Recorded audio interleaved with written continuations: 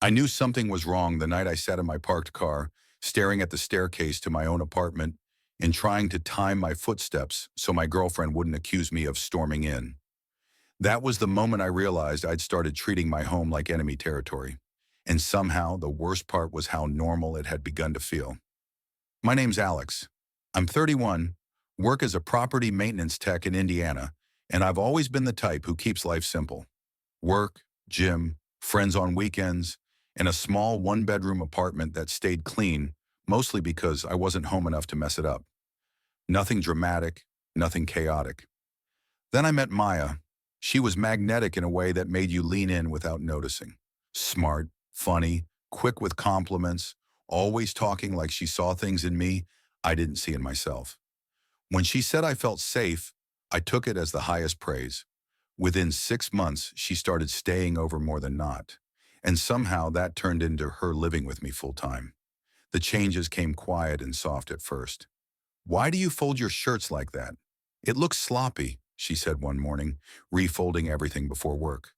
"You shouldn't wear those shoes. They make your feet look huge. You're too generous with your friends. They're totally using you." Each comment delivered with a smile, like she was just helping me improve. I told myself she cared, that she saw potential, that couples challenge each other. It wasn't until much later that I'd realized she was rearranging me the same way she rearranged the furniture, without asking, without considering whether I liked any of it. The first real shift hit when she started managing my time for me. "Text me before you come home so I can mentally reset. Don't go to your brother's this weekend. We barely spent time together this week. If you're going to call your mom, do it outside. Your conversations stress me out." None of it sounded unreasonable on its own, but stacked together it felt like my life kept shrinking to fit whatever mood she was in. Money got weird next. Maya had a part-time job but called it temporary until she found something that matched her worth. Meanwhile, she started adding her expenses onto mine because it's silly to split things when we're basically a unit. Groceries, rides, online orders she insisted were for us. Then the utilities. Then random subscriptions she signed up for using my card because it was faster. Every time I hesitated, she'd shut down, go quiet, and stare at the floor like I'd wounded her.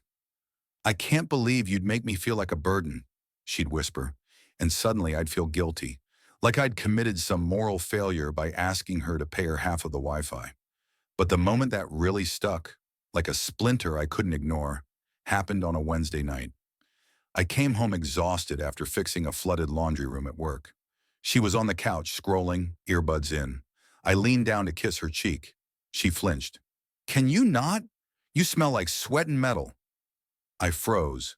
Not offended, not angry, just hollow. I went to shower in silence, and when I came out, she acted like nothing had happened. Something in me clicked that night.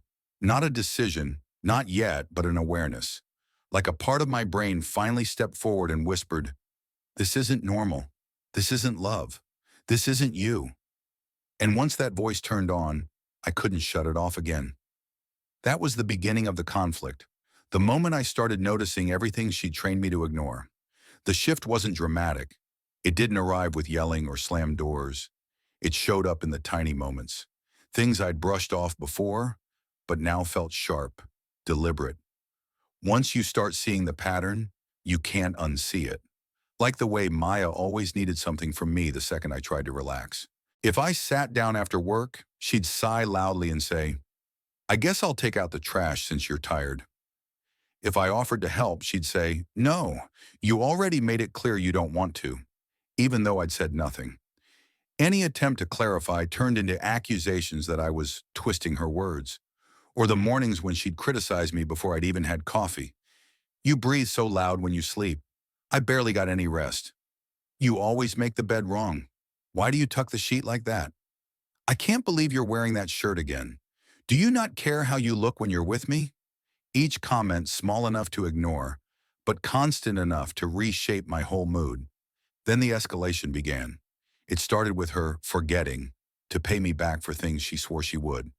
Then she borrowed my debit card to get gas and returned it 2 days later, after buying clothes, because she needed to look presentable for job applications. When I asked her about the charge, she said, "It's one outfit." Relax. You're being dramatic. I noticed she'd quietly stopped contributing to groceries entirely. When I brought it up, she said, "It evens out because I do so much emotional labor." That stunned me into silence. Not because she said it, but because she said it like it was a math equation she'd solved. The breaking point came slowly, then all at once. One Friday, my manager asked if I could stay late to finish paperwork before an inspection. I texted Maya that I'd be home around 7. She didn't reply. When I walked into the apartment, she was pacing the living room, arms crossed, eyes wet like I'd betrayed her. "Where were you?" she demanded. "I told you. I had to stay for the inspection." "You should have tried harder to leave on time." "I literally couldn't. It's my job." She shook her head like she was disappointed in a child. "You don't prioritize us. If you cared, you'd figure out a way." I tried to explain. She talked over me. I tried again. She twisted my words. Eventually, she said the line that cracked something deep in me. "I should be with someone who actually wants to come home to me." I stood there stunned. I always came home to her. I always checked in. I always tried. And somehow it was never enough. Not because of what I did, but because she needed me small, apologetic, and grateful for her presence. That night, she refused to eat the dinner I reheated, claiming she wasn't hungry anymore. She played loud videos on her phone in bed, back turned to me. I lay awake staring at the ceiling, feeling like a stranger had replaced the woman I thought I loved. The next morning, she acted cheerful, kissed my cheek, made a stupid joke about my hair. Like nothing had happened. But something had happened. Just not to her. It happened to me. The moment I reached for my phone and realized I was scared, actually scared, to text my boss asking if I could take overtime the next week because Maya might get upset. That was the moment something in my chest hardened. A few days later, things escalated again. I found out she'd been venting about me to her friends in a group chat, telling them I was stingy, emotionally unavailable, controlling, and making her do all the housework. I only saw it because she left her laptop open while showering. I read the messages twice, then a third time. She'd told them I refused to let her work, when all I ever did was encourage it. She said I hated her friends. I'd never met half of them. She said I was obsessed with monitoring her spending, even though she used my cards. It wasn't the lies that hurt most. It was realizing she needed to paint me as the villain so she could justify treating me like one. That night, she asked if I'd help her pay for a business coaching program. It cost more than my monthly rent. I said no. Her entire face changed. The softness evaporated. "So you don't believe in me," she said flatly. "I believe in you," I answered. "But I'm not paying $2,000 for a Zoom course." She stared at me with this cold, hollow expression. "You're pathetic, Alex. Men who care about their partners invest in them." For the first time, I didn't apologize. I didn't explain. I didn't try to fix it. I just looked at her and realized I was done. Not done in the dramatic, shouting sense. Done in the silent, absolute way where something inside you finally clicks into place. Where survival instinct outruns hope. Where the exhaustion becomes heavier than the fear. That was my breaking point. The moment I stopped trying to save the relationship and quietly started saving myself. Once the switch flipped, everything about the situation looked different. The same comments, the same behaviors, the same routines.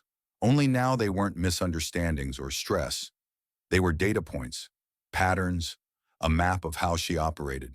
And if there's one thing I'm good at, it's noticing the details other people miss. I didn't confront her. I didn't argue. I didn't announce anything. I just stopped reacting. Maya thought my silence meant guilt or surrender. Really, it was strategy. Quiet gave me space to watch without being noticed. The first thing I did was get control of my accounts. I changed passwords, disabled autofill, and requested new cards without telling her. When the replacements arrived, I tucked them into my work locker and left the old ones in my wallet so she wouldn't notice anything had changed. I also opened a separate checking account, one she didn't know existed, and had part of my paycheck rerouted there. Next, I started gathering proof. Not for court, not for drama, just in case she tried to rewrite the narrative later, which I knew she would. Screenshots of charges she made, her messages calling me controlling while using my money. the subscription email she signed up for under my name. I kept everything organized in a single folder titled Insurance. Then I began letting her reveal herself. Maya loved attention when she felt safe, and she felt safest when she thought she had total control. So I let her believe it. I told her she could use the old debit card if she needed groceries. I told her I'd figure things out about the coaching program. I told her I was working on being more supportive. Meanwhile, the card she used was already set to decline because I'd emptied the account. The first time it happened, she came home furious. "Your card got declined in front of everyone," she snapped. "Do you have any idea how embarrassing that was?" I calmly said, "Yeah, the bank froze it because of unusual activity. Did you try to buy something again?" Her jaw tightened. "It was necessities. Why do you sound like you're questioning me?" I shrugged. "Just wondering." She stopped pressing after that, because pressing might reveal what she bought, and Maya loves secrecy more than she loves spending. The next step was the household dynamic. For months, she claimed she did all the emotional labor, so I stopped filling in the gaps. If she left dishes in the sink, they stayed there. If she reordered the apartment into chaos, I let it sit. If she wanted something cleaned, organized, planned, or paid for, she had to ask directly instead of hinting. She hated asking directly. Asking meant admitting she relied on me. Within weeks, her irritation sharpened into resentment. She called me distant, lazy, uninvested. I didn't argue. I stayed neutral, documenting everything. But the real revenge, the part that mattered, was quiet preparation. Her online persona was built around being misunderstood, unsupported, and held back by negative people. She liked posting vague messages about energy leeches and toxic influences. So I crafted an exit that left no room for her to play victim. I gathered every item she'd bought with my money that she insisted was for us and documented them. Then I looked up the lease terms. She wasn't on it. She'd been meaning to add herself, but never followed through. I read every clause twice, then a third time. The lease was clear. Only legal tenants could occupy the unit permanently. Then I reached out to her sister, someone she respected enough to fear disappointing. I didn't tell her everything. I didn't badmouth Maya. I simply said, "Hey, things have been rough. I think Maya might need a place to stay for a week or two. I want her to have somewhere comfortable." Her sister replied instantly, "Of course, just say when." Perfect. The moment to execute came the following Thursday. Maya was in the kitchen complaining about how nobody understands her vision because the coaching program rejected her after she emailed them demanding a scholarship. I let her rant until she exhausted herself, then said, "We need to talk." Her eyes narrowed. "About what?" "About us." She crossed her arms. "If this is about money, I swear." "It's not," I said calmly. "It's about everything." She scoffed. "You're being dramatic." I nodded. "Maybe, but I'm done." She blinked. "Done with what?" "Us living together. This relationship. All of it." The silence that followed didn't feel like shock. It felt like a fuse burning down. "You don't get to decide that," she said coldly. "I already did," I answered. "And I've arranged everything so you don't end up stranded. Your sister's expecting you tonight." Her face twisted. "You talked to my family without asking me?" "Yes," I said, "because I wanted you to have support from someone who actually matters to you." She opened her mouth to unleash whatever storm she'd been building, but I didn't give her the chance. "I'm not arguing," I said. "I've already separated the finances. I've documented everything you paid for and everything I paid for. You can take whatever's yours. I'll help carry it down." She stared at me, realizing the trap wasn't emotional. It was logistical. It was undeniable. It was done. And for the first time in our entire relationship, she had nothing left to weaponize. That was the revenge. Not screaming, not exposing her, not humiliating her. Just taking back the control she'd slowly drained from me. And doing it so cleanly she couldn't twist the story without exposing herself. Maya didn't move at first. She stood in the center of the living room like the floor had betrayed her. For months she'd held all the leverage. My time, my money, my routine, my guilt. Now she was realizing every piece of that power had slipped quietly out of her hands without a sound. She tried the first tactic I expected. Confusion. "I don't understand," she said. voice trembling in that way she used when she wanted me to comfort her.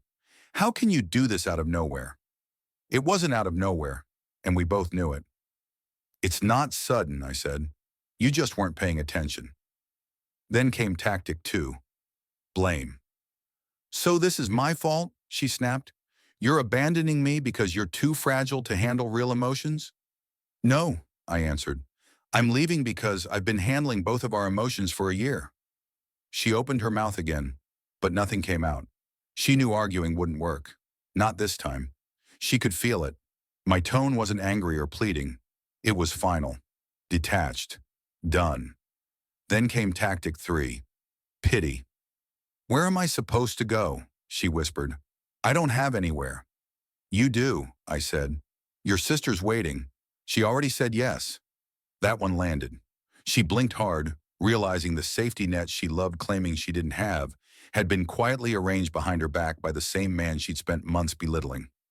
There was a long, heavy pause. Then she said the line that summed up our entire relationship more perfectly than anything else ever could. So that's it? You're just giving up? I shook my head. No, I'm finally choosing myself. Something in her face cracked. Not sadness, not love, not grief. It was the realization that she couldn't spin the situation into a story where she was the hero, or the victim, or the misunderstood visionary with a cruel boyfriend holding her back. She was just leaving. Packing was strangely calm. She tried to slam drawers, but the apartment absorbed the noise, like it had been waiting for this moment. I carried her boxes downstairs, set them neatly by the curb, and called her sister to say she was ready. When her ride pulled up, she paused at the door. You're going to regret this, she said. Not a threat, more like a prediction she desperately needed to believe. Maybe, I said, but not tonight. She scoffed and walked out. She didn't slam the door. She didn't scream. She didn't even look back. The silence she left behind wasn't empty. It felt like oxygen, like the first breath after being underwater too long. I didn't celebrate. I didn't post anything. I didn't tell my friends right away.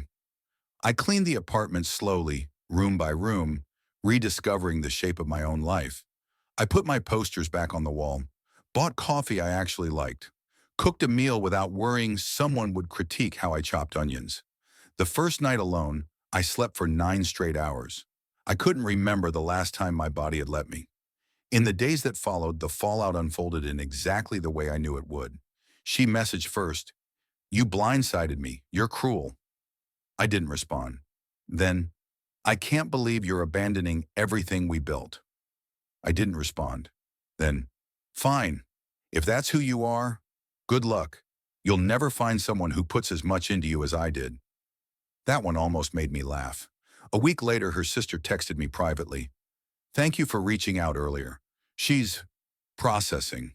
But honestly, this was overdue." In the following months, Maya tried to rewrite the story a few times.